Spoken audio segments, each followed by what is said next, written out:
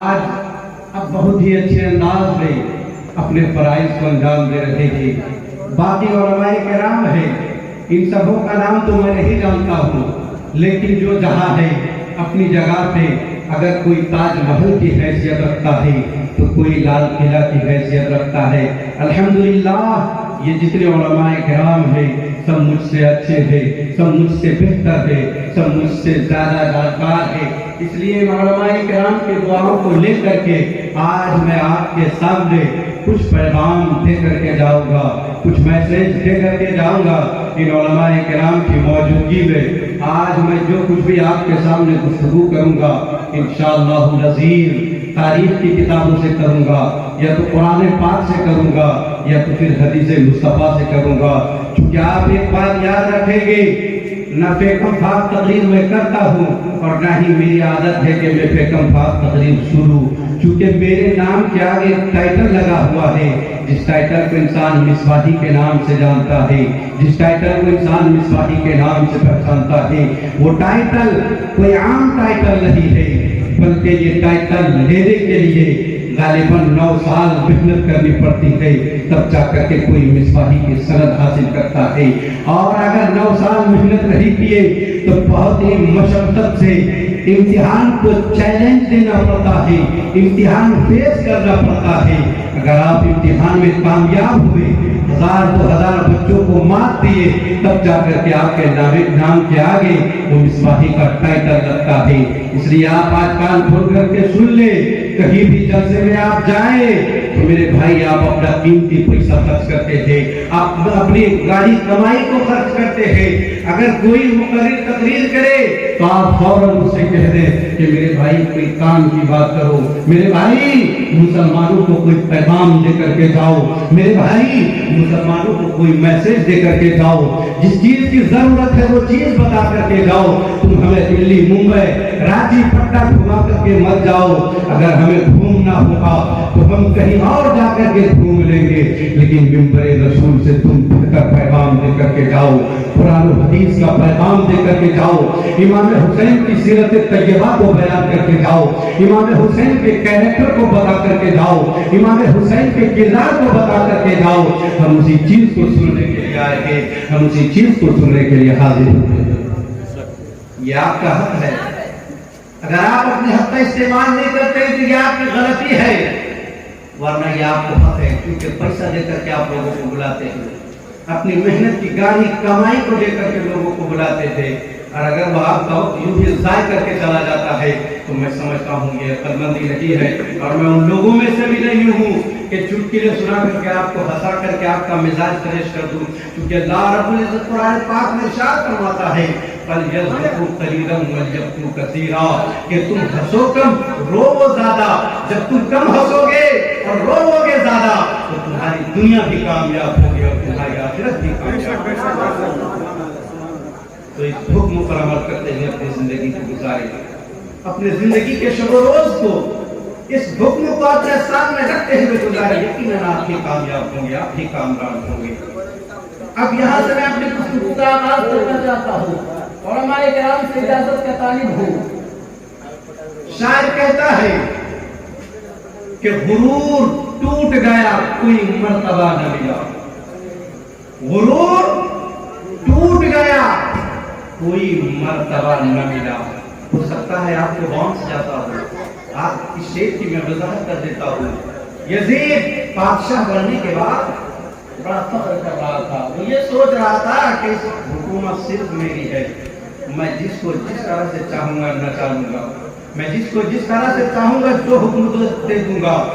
لیکن وہ یہ نہیں جان رہا تھا کہ میری حکومت میں امام حسین رضی اللہ تعالیٰ عنہ جیسی ذات بھی موجود ہے۔ شاعر اسی کو کہتا ہے کہ غرور ٹوٹ گیا کوئی مرتبہ نہ ملا، ستم کے بعد بھی کچھ حاصل جفا نہ ملا، اور سر حسین ملا ہے یزید کو، لیکن سر حسین ملا ہے یزید کو، لیکن شکست یہ ہے کہ پھر بھی جھکا ہوا نہ ملا، شکست یہ ہے کہ پھر بھی جھکا ہوا نہ ملا۔ اور شاعر کہتا ہے کہ 1000 سجدے ہو زمین حرم پہ، لیکن 1000 سجدے ہو زمین حرم پہ، لیکن حاصل روح عبادت نہیں تو کچھ بھی نہیں۔ 1000 سجدے ہوں زمین حرم پہ، لیکن حاصل روح عبادت نہیں تو کچھ بھی نہیں۔ اور بتا دیا ہے نبی کے پاک کے طویل سجدے دے، بتا دیا ہے نبی کے پاک کے طویل سجدے دے۔ حسین سے محبت نہیں تو کچھ بھی نہیں، حسین سے محبت نہیں تو کچھ بھی نہیں۔ داستان کربلا کو سننے کے بعد انسان روتا کیوں ہے؟ داستان کربلا کو سننے کے بعد ہماری اور آپ کی آنکھیں نمناک کیوں ہو جاتی ہے؟ ہماری آنکھوں سے آنسو کے قطرے ٹپکنے کیوں لگتے ہیں؟ شاعر کہتا ہے کہ نہ جانے کیوں میری آنکھوں میں آ گیا آنسو، نہ جانے کیوں میری آنکھوں میں آ گیا آنسو، سکھا رہا تھا میں بچوں کو کربلا لکھنا، سکھا رہا تھا میں بچوں کو کربلا لکھنا۔ حضرات، اگر آپ کا ذہن مکمل طور سے تیار ہو چکا ہے تو میں بھی آپ کی سماعت کی آنگن میں کھڑے ہو کر کے کچھ دیر ذکر شہدائے کربلا کے ذریعے سے آپ کی سماعت کو منور کرنا چاہتا ہوں۔ اگر اجازت ہو تو میں یہاں سے شروع ہو جاتا ہوں۔ آج کے آپ کے جلسے کا نام ہے شان شہدائے کربلا۔ کبھی آپ نے سوچا کہ شان شہدائے کربلا کا مطلب کیا ہے؟ کربلا کے شہیدوں کا مقام و مرتبہ کیا ہے؟ میرے بھائی، کربلا کے شہیدوں کو آپ چھوڑ دیجئے، آپ عام کر دیجئے اس کو۔ اب تک آپ خاص کیے ہوئے تھے شہدائے کربلا، لیکن اس کو عام کر دیجئے شہدائے اسلام۔ آپ نے کبھی یہ سوچا کہ شہیدوں کا مقام و مرتبہ کتنا بلند ہے؟ شہیدوں کا مقام و مرتبہ کتنا اونچا ہے؟ اگر نہیں سوچا ہے تو قرآن کے ذریعے سے آج میں آپ کو بتا کر کے جاؤں گا، آپ کے سامنے یہ ثابت کر کے جاؤں گا۔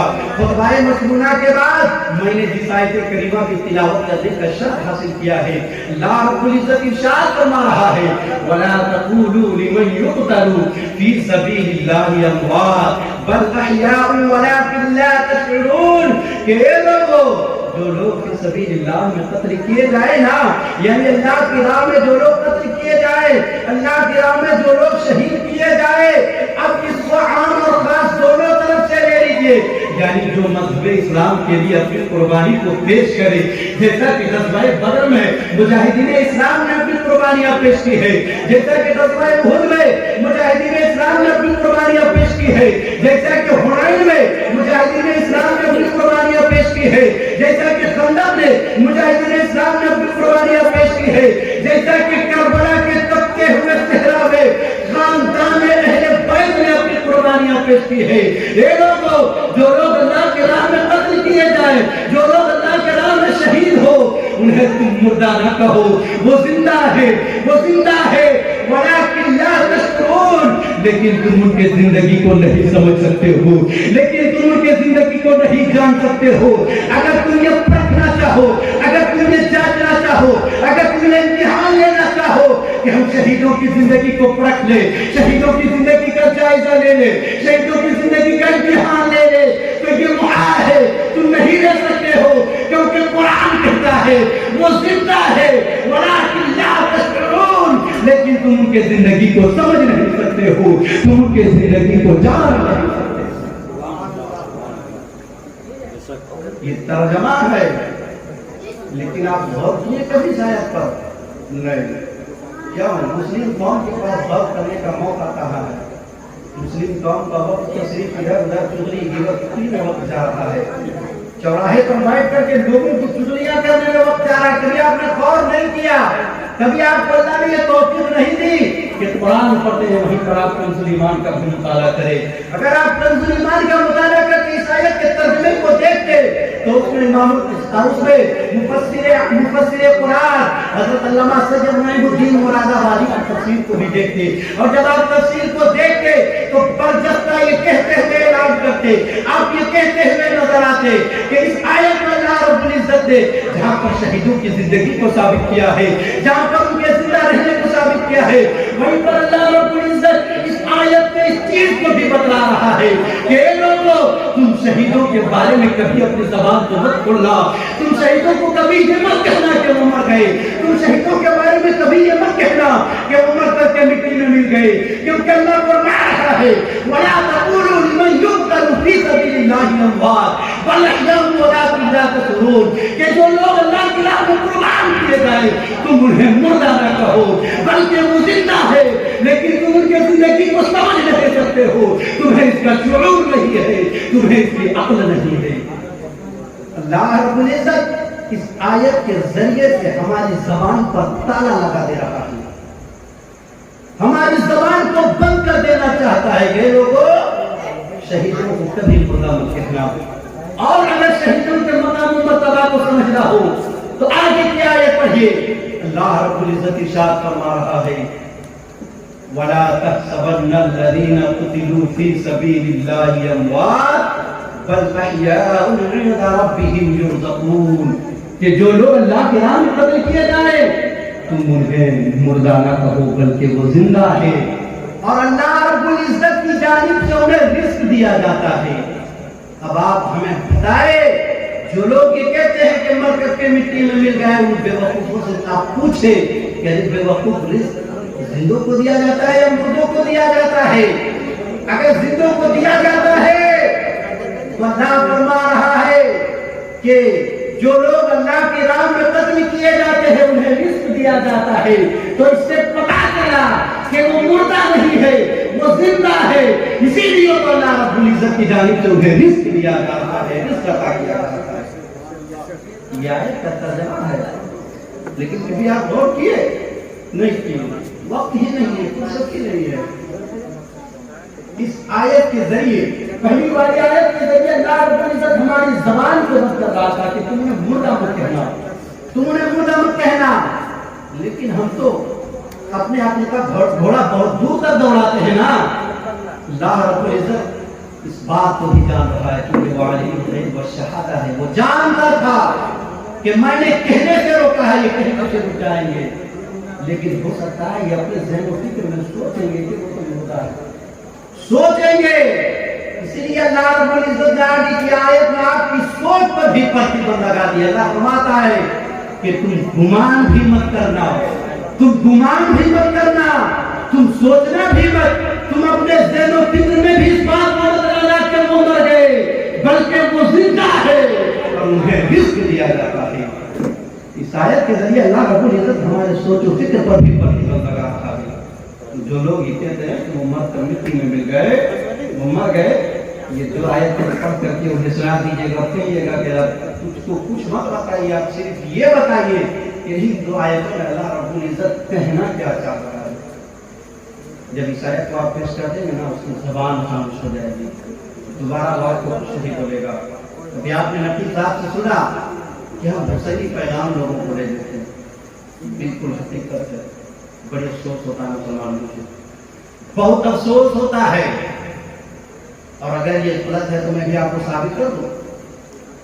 میں تقریر کم کرتا ہوں، لوگوں کا ایگزام زیادہ لیتا ہوں۔ آج پہلی بار آپ جلسے میں نہیں آئے ہیں، آج پہلی بار آپ جلسے میں نہیں آئے ہیں، اس طرح کہ آپ سینکڑوں جلسے اٹینڈ کر چکے ہیں، سینکڑوں جلسے میں جا چکے ہیں، لیکن آپ نے ان جلسوں سے حاصل کیا کیا؟ میں آپ کو پرکھ لوں، جانچ لوں، بتائیے۔ یقین جانیے مسلمانوں، شہدائے کربلا کا نعرہ لگا دینا یہ حسینی ہونے کی دلیل نہیں ہے۔ نعرہ ہم سے زیادہ تو شیعہ لگاتا ہے کہ نہیں؟ میرے بھائی وہ لگاتا ہی نہیں، وہ چاقو سے اپنے بدن کو کاٹ لیتا ہے، بدن کو کاٹتا ہے، آگ جلا کر کے اس میں کود جاتا ہے۔ بتائیے وہ ہم سے زیادہ امام حسین کا عاشق ہے؟ نہیں۔ مذہب اسلام نے تو اپنے آپ کو ہلاکت میں ڈالنے سے روکا ہے۔ اگر وہ اپنے جسم کو چاقو سے کاٹ رہے ہیں، خود کو آگ جلا کر کے اس میں کود رہے ہیں، تو وہ اپنے آپ کو ہلاکت میں ڈال رہے ہیں، اور مذہب اسلام نے اس سے منع کیا ہے۔ یہ امام حسین کا کیریکٹر نہیں ہے، یہ امام حسین کا کردار نہیں ہے، بلکہ امام حسین نے جن چیزوں سے روکا ہے، امام حسین کے نانا نے جن چیزوں سے منع کیا ہے ان چیزوں سے رک جانے کا نام کردار حسین ہے، کیریکٹر حسین ہے۔ اس لیے شہادت امام حسین سن کر کے دو چار آنسو کے قطرے بھاگے اور سوچتے ہو کہ ہم امام حسین سے محبت کرنے والے ہیں، بالکل نہیں، یہ غلط دعویٰ ہے آپ کا۔ آپ سچے عاشق اسی وقت ہو سکتے تھے جب آپ امام حسین کے کیریکٹر کو فالو کریں گے، جب آپ امام حسین کے کردار پر عمل کریں گے۔ امام حسین کا کردار کیا ہے کہ شراب پینا؟ امام حسین کا کردار کیا ہے کہ نماز مت پڑھنا؟ امام حسین کا کردار کیا ہے کہ اذان ہو رہی ہو تم چائے کے ہوٹلوں پر بیٹھ کر، حجام کی دکانوں پر بیٹھ کر، چوک چوراہوں پر بیٹھ کر ایک دوسرے کی چغلخوری اور غیبت خوری کرنا؟ کیا امام حسین کا کیریکٹر یہ ہے کہ تم اپنے غریبوں کو ستانا، غریب بھائیوں کی جائیداد کو چھیننا، غریب بھائی کی زمینوں کو چھیننا، غریب بھائیوں کو پریشان کرنا؟ کیا امام حسین کا کیریکٹر یہ ہے؟ اگر امام حسین کا کیریکٹر یہ نہیں ہے اور امام حسین کے نانا کا فرمان یہ نہیں ہے تو آپ یقین جانیں اگر آپ ان باتوں پر عمل کر رہے ہیں تو آپ کردار امام حسین کو فالو نہیں کر رہے ہیں، آپ امام حسین کے کیریکٹر کو فالو نہیں کر رہے ہیں، آپ نبی کی فرمان پر عمل نہیں کر رہے ہیں بلکہ یزید کی بتائی ہوئی باتوں پر عمل کر رہے ہیں۔ اس لیے اگر آپ کی زندگی میں انقلاب لانا چاہتے ہو، ایک کامیاب اور کامران مسلمان ہو کر کے زندگی گزارنا چاہتے ہو تو امام حسین کے کیریکٹر کو فالو کر لو، امام حسین کے کردار پر عمل کرو، اسی میں ہمارے اور آپ کے لیے کامیابی ہے۔ بڑا افسوس ہوا، رام گھر میں مجھے پہلی بار محرم میں رہنے کا موقع ملا ہے، قسم خدا کے مسلمانوں دیکھنے کے بعد دل میرا کانپ گیا۔ یہ کہتے ہیں کہ امام حسین کا جلوس نکالے، شرم نہیں آتی مسلمانوں؟ جلوس کے نام پر حرام خوری کرتے ہو، ڈانس کرتے ہو، جلوس کے نام پر بینڈ باجے بجواتے ہو۔ بتاؤ امام حسین کے سینے میں کب بینڈ باجے بجے تھے؟ بتاؤ امام حسین نے کہاں یہ فرمایا ہے کہ تم تھوڑا بینڈ باجے بجوانا اور یا حسین کر کے نعرے لگوانا اور ناچنا؟ امام حسین نے کہاں یہ کہا ہے؟ یہ میرے بھائیوں، جس خاندان کے شادی میں ڈھول نہ بجے، جس خاندان والے کے شادی میں نعت اور گانے نہ ہو، اس خاندان والوں کی شہادت پر ڈھول کیسے بج سکتے ہیں؟ یقین جانیے مسلمانوں، یہ آپ کردار امام حسین پر عمل نہیں کر رہے ہیں، کہیں نہ کہیں آپ یزید کے کیریکٹر کو فالو کر رہے ہیں، کہیں نہ کہیں آپ یزید کے کردار پر عمل کر رہے ہیں۔ اس لیے اگر پکا سچا حسین بننا چاہتے ہو تو ان تمام چیزوں کو آج ہی سے پکا سچا توبہ کر کے جاؤ، ان تمام چیزوں کو ترک کر دو اور سچا پکا حسینی بن جاؤ۔ اگر تم چاہتے ہو کہ کل قیامت کے دن امام حسین تمہاری شفاعت کرے، اگر تم چاہتے ہو کہ کل قیامت کے دن امام حسین تمہارا ہاتھ پکڑ کر کے تمہیں جنت کے لے جائے تو کردار حسین پر عمل کرو۔ بتائیے افسوس کی بات ہے کہ نہیں؟ امام حسین کے نام پر سب غلط رسومات کیے جا رہے ہیں۔ ایک تو غلط، اس کے بعد اس میں امام حسین کا نام لگانا، ایک غلط، ایک حرام خوری، ایک غلط کام کو عام کرنا اور اس میں امام حسین کے نام کو لگانا۔ بتائیے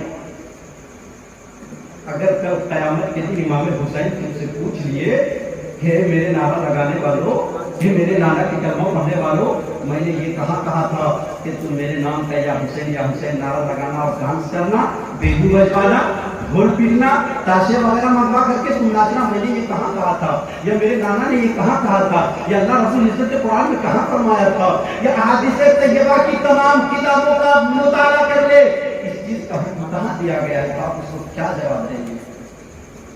ایک حسینی ہونے کے باوجود اس وقت آپ کا سب شرم سے چھٹ جائے گا۔ اس لیے کردار حسین پر عمل کرو، کردار حسین کو اپناؤ، اسی میں ہمارے اور آپ کے لیے کامیابی اور کامیابی کی دلیل ہے۔ لوگ کہتے ہیں حضرت شہادت امام حسین کو بیان کیجیے گا، لیکن میں اس بات کا قائل نہیں ہوں۔ شہادت امام حسین اگر میں بھی بیان کرنے لگوں تو پھر آپ کو ائمہ حضرات جو سناتے ہیں اس میں میرے میں فرق کیا رہ جائے گا؟ میں آپ کی اصلاح کرنے کے لیے آیا ہوں، معاشرے میں جو برائیاں پھیلی ہوئی ہیں ان برائیوں کو دور کرنے کے لیے آیا ہوں، کیونکہ یہ ائمہ حضرات اگر آپ کو یہ سب باتیں بولیں گے باتوں کو امامت سے نکال دیں گے، آپ ان کی چوک چوراہوں پر بیٹھ کے برائیاں کریں گے، لیکن یہ سمیر دھکے کی چوٹ پر کہتا ہے مجھے رزق دینے والے آپ نہیں ہے، مجھے رزق دینے والا میرا پروردگار ہے، میں وہی بول کر کے جاؤں گا تو حق ہے جو سچ ہے۔ اگر آپ کا دم ہے تو مجھے آپ امامت سے نکال کر کے دکھائیے۔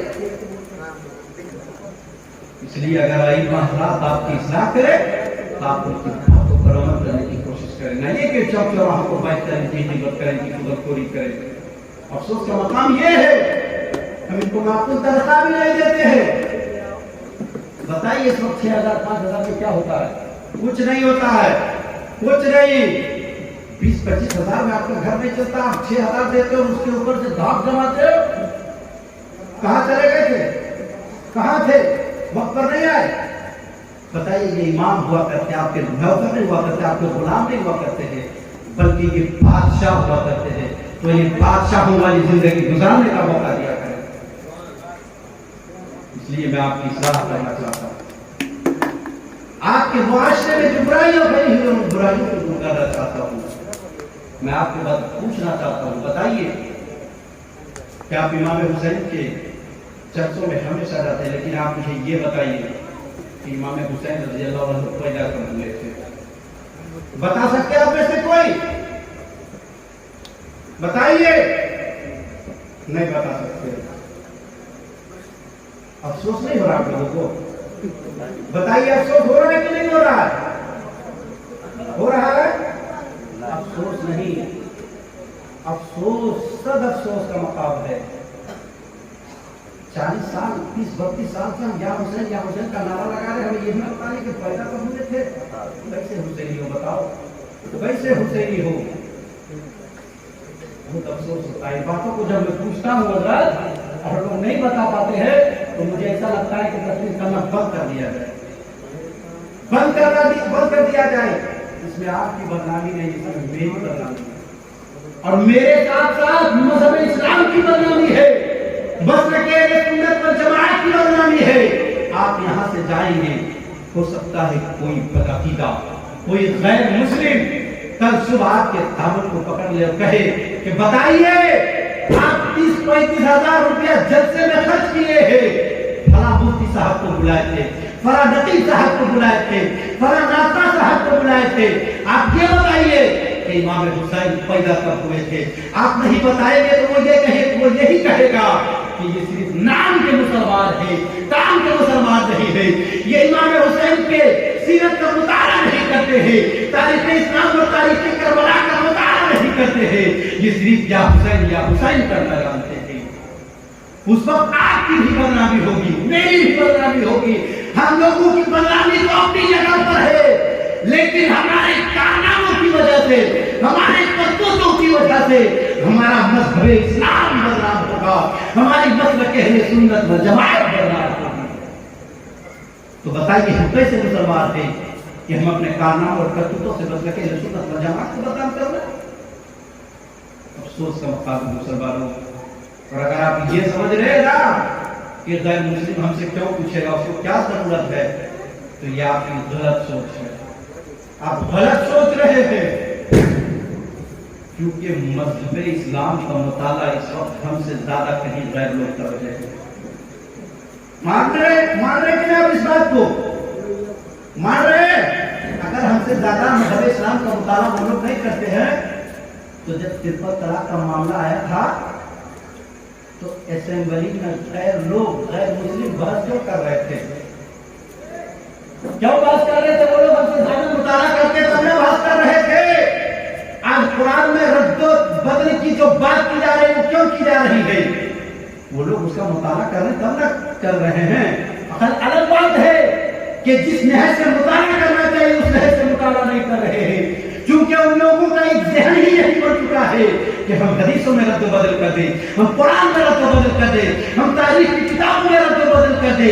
अगर हम इमाम हुसैन की तारीख पैदाइश को नहीं जानेंगे या नहीं करेंगे तो आने वाली नस्लों तक हो सकता है वो लोग इमाम हुसैन की तारीख पैदाइश को रद्द बदल करके पेश कर दे और हम अपनी नस्लों को इमाम हुसैन की सही तारीख पैदाइश नहीं बताए रहेंगे तो वो कैसे समझ पाएंगे कि कौन तारीख गलत है कौन तारीख सही है। इसलिए मुसलमानों, आप कहीं भी जाएं तो याद करके जाएं, कहीं भी जाएं तो इन चीजों को जरूर पूछें। ये सब चीजें सभी चीजें हैं, इब्तदाई चीजें, इन चीजों की जरूरत हुआ करती है। अच्छा लग रहा है आप लोगों को? अगर अच्छा ना लगे तो फौरन बोलिएगा, मैं फिर शुरू खत्म कर दूंगा, क्योंकि जो हाजिरी देनी थी मैं हाजिरी दे चुका हूँ।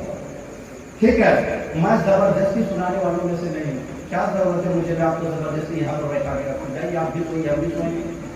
ठीक है, तो जब तक आपको अच्छा लगे आप बोलिएगा, मैं उसी वक्त तकलीफ करूंगा। जब आपको आपका दिल उचाट हो जाए बोलिएगा, मैं गुफ्तगू को खत्म कर दूंगा। ठीक है, दूसरी पर है सय्यिदना सय्यिदना हबीबना मौलाना मुहम्मद बारिक वसल्लम सल्लल्लाहु अलैहि वसल्लम अलैका या रसूलल्लाह सल्लल्लाहु तआला अलैहि वसल्लम। और अगर आप ये सोच रहे हैं कि तकलीफ का जौहर नहीं दिखा रहे हैं तो वो फन भी मुझको आता है, वो फन भी मुझको आता है। मैं यहाँ नहीं दिखाऊंगा, यूट्यूब में आप जाकर के देख लीजिएगा। मैं अभी 2 मिनट में आपको गरमा करके उठा करके नारा लगवा सकता हूँ, लेकिन क्योंकि मैं मिजाज बना करके ले आया, मैं ये मिजाज बना करके आया हूँ कि यहाँ पर कुछ पैगाम दे करके जाऊँ। चूंकि इमाम साहब ने पहले ही फोन कीजिएगा, कुछ पैगाम दे करके जाइएगा, कुछ मैसेज दे करके जाइएगा। इसीलिए मैं संजीदगी के साथ शुरू करने की कोशिश कर रहा हूँ।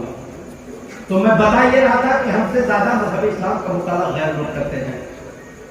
बता दें आपको, बता दें, तो हवाला दे दे ताकि कल होकर के आप ये ना कहें कि हजरत आए थे झूठ बोल करके चले गए, है बता देना। साउथ अफ्रीका के भूतपूर्व राष्ट्रपति का नाम है नेल्सन मंडेला। क्या नाम है? आप पहले भी जानते होंगे, जो लोग हिस्ट्री से शगफ करते हैं, मुताला करते हैं, वो लोग इस चीज को जानते होंगे। नेल्सन मंडेला वो तारीख करबला का मुताला करता है, इमाम हुसैन की सीरत का मुताला करता है, और हमारी तरह नहीं, बड़ी गहराई से मुताला करता है, बड़ी गहराई से मुताला करता है। और आप ये जान लें कि एक राष्ट्रपति है, वो कितना बिजी इंसान होगा। हम और आप इस कदर बिजी है तो वो एक राष्ट्रपति है, पूरे मुल्क को चला रहा है, वो कितना बिजी होगा। लेकिन उसके बावजूद वो वक्त निकालता है और तारीख इमाम हुसैन, सीरत इमाम हुसैन, तारीख करबला का मुताला करता है। हजरत वो लिखता है कि 10 साल से ज्यादा मैं जेल की सलाखों में रहने के बाद सरकार की शर्तों को मानने का फैसला कर लिया, सरकार के हुक्म को मानने का फैसला कर लिया कि इसी दरमियान मुझे वाक़िया करबला और इमाम हुसैन रज़ी अल्लाह अन्हु की याद आ गई। आगे वो लिखता है कि वाक़िया करबला और इमाम हुसैन रज़ी अल्लाह तआला अन्हु की याद ने मुझे ये हौसला और हिम्मत अदा कर दिया है कि इंसान को हमेशा हक और आजादी के लिए खड़े रहना चाहिए। अल्लाह रब्बुल इज्जत हक और आजादी के लिए खड़े रहने वाले को हमेशा कामयाबी अता फरमाता है, कामयाबी देता है। ये मैं कहीं और से नहीं बल्कि इमाम हुसैन की सीरत का मुताला करने से हासिल किया हूँ, पढ़ने से हासिल किया हूँ। आप बताएं कि वो किस तरह से इमाम हुसैन की तारीख का मुताला कर रहा है, इमाम हुसैन की सीरत का मुताला कर रहा है। कहता है कि मुझे हक और आजादी के लिए खड़े रहने का जो आज हौसला और जज्बा है, ये कहीं और से नहीं है बल्कि करबला के 72 रूपों से मिल रहा है। इसलिए मैं जेल में रहने के बावजूद भी हक और आजादी के लिए खड़ा हुआ हूँ। एक रात में अल्लाह रब्बुल इज्जत मुझे कामयाबी और कामयाबी जरूर अता करेगा। ये खैर उसने कहा। आप कहेंगे कि हज़रत वो तो साउथ अफ्रीका का था, वहाँ के लोग तो तहकीक की मिजाज रखते हैं, वहाँ के लोग रिसर्च का मिजाज रखते हैं। आप हिंदुस्तान जैसे मुल्क का कोई हवाला दे दूं? हिंदुस्तान में फादर ऑफ नेशन किसे कहा जाता है, आपको पता है? पता है ना, ये मत समझिएगा कि मैं आपको इसलिए पूछ रहा हूँ कि आपको पता नहीं, यकीनन आपको पता है, लेकिन मैं फिर इसलिए पूछ रहा हूँ ताकि आपके जहन में बात चली जाए, आपके जहन में बात चली जाए, इसलिए मैं आपको पूछ रहा हूँ। Father of nation Gandhi ji को कहा जाता है, किसको कहा जाता है? गांधी जी को। अपने वक्त का ये भी बहुत बिजी इंसान था, अपने वक्त का ये भी बहुत मजबूत इंसान था। वो लिखता है कि मजलूमियत में किस तरह से आजादी हासिल की जा सकती है, किस तरह से जिंदगी गुजारी जा सकती है, ये मैंने इमाम हुसैन के कैरेक्टर से सीखा है, ये मैंने इमाम हुसैन की जिंदगी से सीखा है। मजलूमियत का मतलब ये है, हो सकता है ये जुमला आपके लिए गाना हो जाए, मतलब जब आपको लोग सता रहे हो, जब आपको लोग परेशान कर रहे हो, उस वक्त इंसान को अपनी जिंदगी किस तरह से गुजारनी चाहिए, गांधी जी कहते हैं ये मैंने करबला वालों से सीखा है, इमाम हुसैन से सीखा है।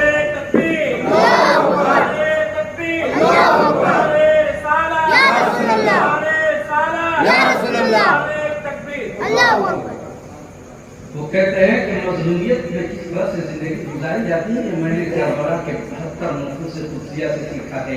करबला मुल्क पर जुल्म किया जा रहा था, लेकिन उसके बावजूद वो सब्र किए जा रहे थे। कभी जबान पे उन्होंने हर पे शिकवा नहीं लाया, कभी जबान पे उन्होंने गिला नहीं लाया, ये नहीं बोले मुबतला कर दिया है, छुटकारा दिला दे, कभी वो ये नहीं कहे, क्योंकि वो लोग इम्तिहान देने के लिए गए थे। गांधी जी कहते हैं कि किस तरह से जिंदगी गुजारनी चाहिए, ये मैंने वही लोगों से सीखा है, ये मैंने वही लोगों से हासिल किया है।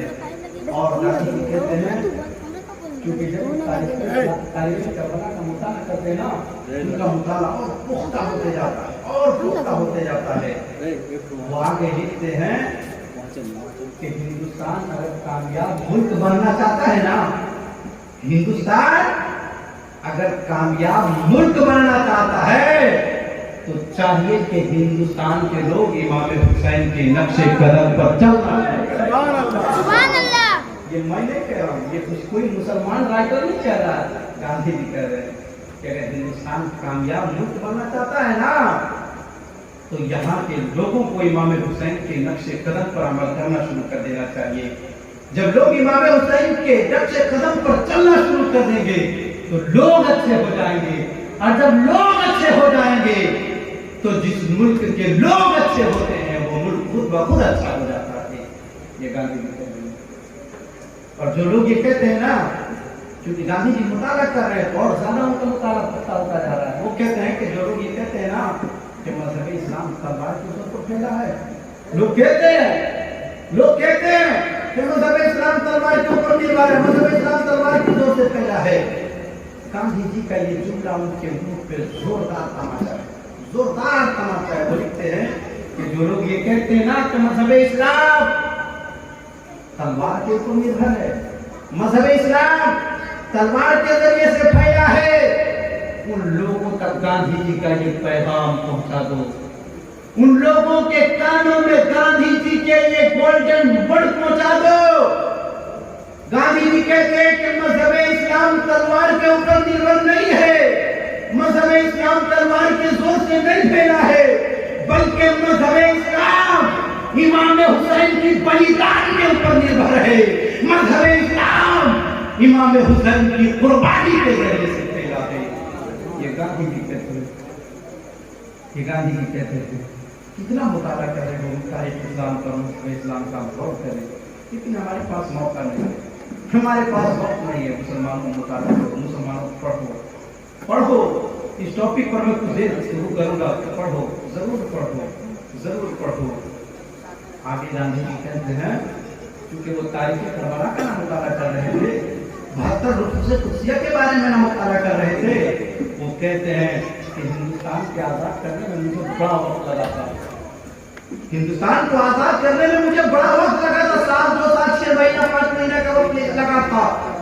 लेकिन गांधी जी कहते हैं कि अगर करबला के जैसे 72 सिपाही मेरे पास होते तो हिंदुस्तान को 7 2 साल 6 महीना 5 महीना 1 महीना नहीं, बल्कि मैं सिर्फ और सिर्फ मेरे पास अगर करबला जैसे 72 सिपाही होते तो मैं हिंदुस्तान को सिर्फ और सिर्फ 24 घंटे में आजाद कर देता।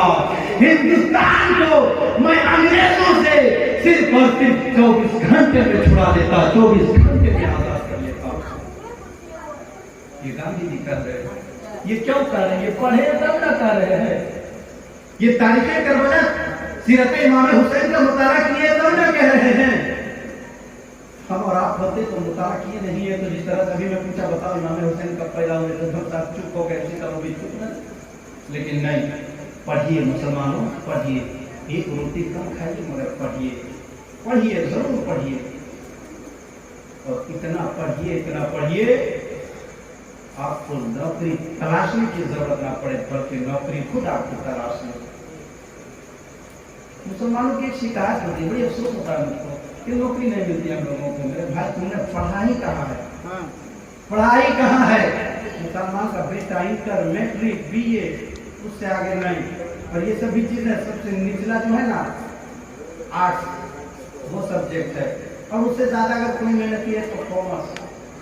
سائنس لے کر کے مسلمان کا بچہ نہیں پڑھتا ہے، نہیں پڑھتا ہے۔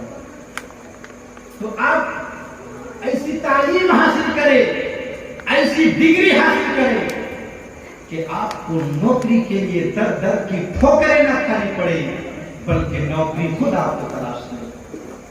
اگر آپ لوگ اخبار کا مطالعہ کرتے ہوں گے تو دیکھتے ہوں گے کہ ابھی آئی پی ایس کے ایگزام کو ٹیسٹ کرنے والے سب سے زیادہ مسلمان بچے ہیں، اور کامیاب بھی ہو رہے ہیں، کامیاب بھی ہو رہے ہیں آئی پی ایس کے ایگزام میں۔ اگر آپ پیپر کا مطالعہ کرتے ہیں تو دیکھتے ہیں سب سے زیادہ مسلمان کے بچے، کیوں؟ وہ لوگ پڑھ رہے ہیں۔ ہمارے بچے پڑھ نہیں رہے تو کامیاب کہاں سے ہوں گے؟ ہمارے بچے پڑھ نہیں رہے تو کامیاب کہاں سے ہوں گے؟ اس لیے مسلمانوں ایک ٹائم بھوکے رہو، لیکن اپنے بچوں کو پڑھاؤ، کیونکہ آج ہمیں جو بولنے کا حق چھین لیا گیا ہے ہم سے، آج ہماری زبانوں کو جو خاموش کر دی گئی ہے، اس کی وجہ یہ ہے کہ ہم نے تعلیم حاصل نہیں کی ہے۔ کب تک ہم دوسروں کے جوتوں کو صاف کرتے رہیں گے؟ کب تک ہم انصاف کے لیے دوسروں کے در در کی ٹھوکریں کھاتے رہیں گے؟ کیوں نہیں ہم خود ایسی وکالت کی ڈگری کو حاصل کریں کہ کورٹ میں جا کر کے اپنا حق ہم خود لڑ سے حاصل کر سکیں؟ اور جب تک آپ خود سے لڑ کر کے اپنے حق کا مطالبہ نہیں کریں گے تو آپ اپنے بدھائکوں کے اوپر نربھر ہونا چھوڑ دیں گے۔ وہ آپ کو انصاف نہیں دلا سکتے ہیں، وہ آپ کو آپ کا حق نہیں دلا سکتے ہیں۔ اس لیے مسلمانوں، ایک وقت کم کھاؤ، ایک روٹی کم کھاؤ، لیکن اپنے بچوں کو پڑھاؤ۔ اگر آپ کے بچے پڑھے لکھے ہوں گے تو کل جس طرح سے آج ہم خاموش ہیں، ہمارے بچے خاموش نہیں ہوں گے، بلکہ اپنے حق کے لیے، اپنی آزادی کے لیے ہمیشہ اپنی آواز کو بلند کرتے نظر آئیں گے۔ لیکن آپ اپنے بچوں کو پڑھائیں، اپنے بچوں کو پڑھائیں۔ آپ یہ مت سوچیے گا یہ میرا موضوع علم جو ہے یہ کربلا سے ہٹ کر ہے، نہیں، بلکہ کربلا کے ایک اہم پیغام ہے۔ یہ کربلا کے ایک اہم پیغام ہے۔ کیسے سنیں آپ؟ اس کو بھی میں بتا دیتا ہوں، تو کیا سنیں گے کہ سوچیں گے کہ یہ گفتگو سے ہٹ کر گفتگو کر رہے ہیں، لیکن موضوع سے میں ہٹا نہیں دوں۔ کربلا میں امام حسین نے قرآن کو بچایا یا نہیں؟ کربلا میں امام حسین نے قرآن کو سیو کیا یا نہیں؟ قرآن کی حفاظت کی نہیں؟ بالکل امام حسین نے کربلا میں قرآن کی حفاظت کی ہے۔ یزید قرآن میں رد و بدل کرنا چاہتا تھا نا، قرآن میں جس چیز کو حرام کہا گیا ہے یزید اس کو حلال کہہ رہا تھا۔ قرآن میں شراب پینے کو حرام کہا گیا ہے، یزید اس کو حلال کہہ رہا تھا۔ قرآن میں زنا کو حرام کہا گیا ہے، یزید زنا کو عام کر رہا تھا۔ تو جہاں پر امام حسین نے کربلا میں مذہب اسلام کی فلاح و بقا کے لیے اپنی قربانی دی ہے، وہیں پر کربلا میں امام حسین نے قرآن کی حفاظت کے لیے بھی اپنی قربانی دی ہے۔ اور قرآن کی سب سے پہلے وہی کیا ہے؟ اقرا، پڑھو۔ تو جب امام حسین نے قرآن کو بچایا ہے، قرآن کو سیو کیا ہے، تو امام حسین نے سب سے پہلے نازل ہونے والی وہی اقرا کو بھی حفاظت کی ہے۔ اور جب اقرا کو بچایا ہے، اقرا کی حفاظت کی ہے، تو اس سے پتا چلا ہے کہ کربلا کا ایک پیغام یہ بھی ہے کہ مسلمانوں تم پڑھو، تم علم حاصل کرو۔ جب تم علم حاصل کرو करोगे तब तुम्हें हक और हराम की तमीज होगी, तब तुम्हें हराम की तमीज होगी, तब तुम्हें पता चलेगा कि नमाज हमारे ऊपर फर्ज है, तब तुम्हें पता चलेगा कि रोजा हमारे ऊपर फर्ज है, तब तुम्हें पता चलेगा कि ज़कात हमारे ऊपर फर्ज है, तब तुम्हें पता चलेगा कि गरीबों का हक नहीं मानना चाहिए, गरीबों को सताना नहीं चाहिए, यतीमों को परेशान नहीं करना चाहिए, पड़ोसियों को सताना नहीं चाहिए, पड़ोसी के माल और जायदाद को छीनना नहीं चाहिए। ये उसी वक्त पता चलेगा जब आप इल्म दीन हासिल करेंगे।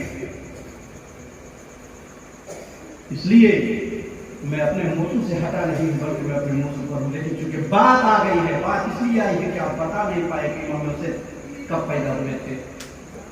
और अभी ऐलान हुआ था कि किसी साहब ने मदरसा तजवीदुल कुरान के लिए ना गालिबन कुछ रुपए दिए, अल्लाह का करम है क्या आपके, अच्छा मस्जिद के लिए, माशाल्लाह मस्जिद के लिए कुछ रुपए दिए हैं।